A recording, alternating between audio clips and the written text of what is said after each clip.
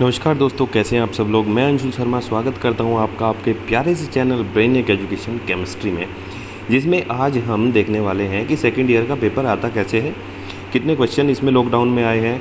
ये सिर्फ उन बच्चों के लिए है जो पेपर सिर्फ देखना चाह रहे हैं, बाकी जो सेकेंड ईयर में है वो तो पेपर दे ही रहे हैं। अगर सेकेंड ईयर वालों को भी कोई प्रॉब्लम है तो वो मुझे कमेंट कर सकते हैं, ठीक है ना। तो पेपर दिखने वाला है कुछ ऐसा, जो कि लेटेस्ट पेपर है क्रिएटिंग इन इंक्लूसिव स्कूल का, और इसका कोड क्या होता है E301, ठीक है ना। कोड ये लिखा हुआ है E301।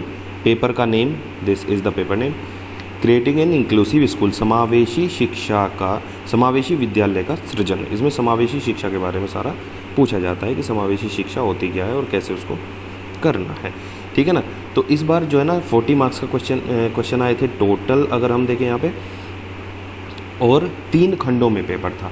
पहले में आपको चॉइसेस बहुत थी पेपर में, लेकिन पेपर लेंदी था। मैं स्टार्टिंग में बता दूं, लेंदी इसलिए था कि पेपर करना था आपको कितने मिनट्स में, 90 मिनट्स में, है ना। 1.5 घंटे में पेपर करना था, जिसमें 2 विस्तृत उत्तरीय थे। विस्तृत उत्तरीय प्रश्न ये रहे 2 × 12 12 नंबर के। यहाँ पे 2 करने हैं जो नीचे दिए गए हैं, उनमें से अटैम्प्ट करने हैं। समावेशी शिक्षा का अर्थ, ठीक है, आवश्यकता एवं उसके महत्व, ठीक है, मीनिंग उसका, नीड्स और उसकी इम्पोर्टेंस, तीनों को यहाँ पे बताना था। Clear guys. या फिर हम क्या कर सकते हैं,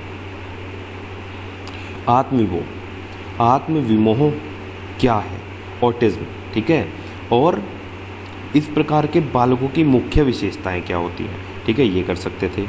या फिर सहयोगी अधिगम, इसके विभिन्न सिद्धांत और विशेषताएं। या फिर दृष्टि बाधित बालकों के लिए कक्षा प्रबंधन प्रक्रिया की विस्तृत रूपरेखा लिखिए, ठीक है। समावेशी शिक्षा में संवर्धन हेतु समावेशी शिक्षक की भूमिका की विवेचना कीजिए। या फिर प्रतिभाशाली बालकों हेतु शैक्षिक प्रावधानों की विवेचना। ये आपका टोटल हुआ खंड ए, है ना, जो सेगमेंट है ए सेगमेंट, ठीक है, ये यहाँ पे हो गया ए सेगमेंट। और इसमें से आपको सिर्फ इनमें से कोई 2 ही क्वेश्चन करने थे, जो कि आपके 12 मार्क्स में है, ठीक है ना। अब बात करते हैं हम, यहाँ पे आ गया खंड बे या सेक्शन बी। इसमें शॉर्ट आंसर टाइप क्वेश्चन है। 4 मार्क्स का एक क्वेश्चन है, 2 इसमें से करने हैं आपको। और यहाँ पे भी जो प्रश्न पूछे गए हैं, विशिष्ट शिक्षा का अर्थ, विशेषताएं, सामाजिक, मतलब नॉर्मल सा पेपर है, कुछ ज़्यादा इसमें मुझे लग नहीं रहा कि हाँ ऐसा होगा कि बच्चे कर नहीं पाएंगे। लेकिन एक बात इसमें ये है कि अगर आप 5 या 6 पेज में लॉन्ग आंसर करते हैं, 4 पेज में शॉर्ट आंसर करते हैं, और उसके बाद में फिर जो है बचता है आपका अति लघु उत्तरीय वस्तुनिष्ठ प्रश्न जो है सेक्शन सी जो बचता है, ठीक है, वो 2 मार्क्स के क्वेश्चन है सारे। 4 यहाँ पे करने हैं, टोटल 8 मार्क्स का सेगमेंट है, ठीक है ना। सेक्शन सी जो है 8 मार्क्स का है। 4 प्रश्नों के उत्तर देने थे आपको, छोटे छोटे से पूछा गया। मानसिक मंदित में पिछड़े बालकों में कोई अंतर नहीं होता, बताओ ट्रू है या फॉल्स है, ठीक है। या फिर अस्थिबाधितों की पहचान उनके व्यवहार से की जा सकती है क्या, निर्देशन और परामर्श में कोई अंतर नहीं होता है क्या, ठीक है, दोनों चीज़ें अलग अलग है। तो यहाँ पे छोटे छोटे से क्वेश्चन पूछे गए हैं। समावेश शिक्षा की व्यवस्था विशिष्ट बालकों हेतु की जाती है। विशिष्ट बालकों हेतु समावेश शिक्षा की व्यवस्था की जाती है, नहीं की जाती है, ठीक है। तो सबको पता है ब्रेल लिपि का विकास लुईस ब्रेल द्वारा हुआ था, ठीक है ना। सो हकलाना एक प्रकार का कैसा विकार है भाई, वाणी से संबंधित है, ठीक है ना। समावेश शिक्षा के प्रवर्तक सह शिक्षण का अर्थ और महिलाओं की समानता हेतु शिक्षा की संस्तुति डैश ने की थी, किसने की थी, एंड स्वास्थ्य बाधित बालकों को, आई होप कि ये लास्ट है, हाँ, विद्यालयों में प्रवेश दिया जाता है।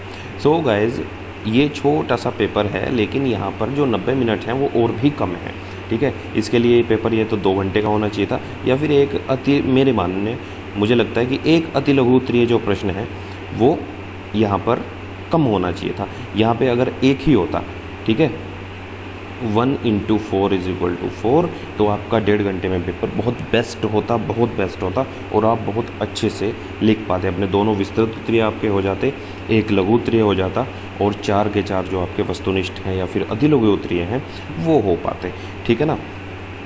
सो यहाँ पे ये है कि थोड़ा सा आपको बहुत भागा दौड़ी में ये सारा कुछ लिखना पड़ेगा।